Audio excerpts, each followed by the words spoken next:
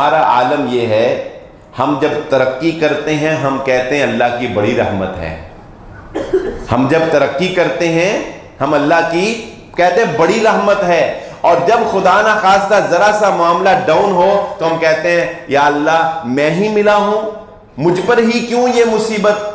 इतने ये जुमले आपने सुने होंगे, नौजवान सोचते हैं, ये कहते हैं कि अल्लाह वो देखो इतना गुनाहगार है, वो लैंड क्रूजरों में फिर रहा है, मैं क्यों मोटरसाइकिल पर, मैं ही क्यों बीमार हो गया, मैं ही क्यों फेल हो गया, मुझे ही क्यों जॉब नहीं मिल रही, मेरा ही कारोबार क्यों नहीं इतना ऊपर जा रहा। ये बड़ी प्यारी दुआ रसूलुल्लाह सल्लल्लाहु अलैहि वसल्लम ने सिखाई, अल्लाहुम्मा इन्नी अब्दुका, ए अल्लाह। ये गमों से निजात के लिए ये दुआ बताई गई है।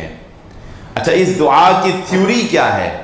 अल्लाहुम्मा इन्नी अब्दुका, ए अल्लाह मैं तेरा गुलाम, वब्नु अब्दिका, मेरा बाप भी तेरा गुलाम, वब्नु अमतिका, मेरी मां तेरी लौंडी, हम जद्दी पुश्ती तेरे गुलाम।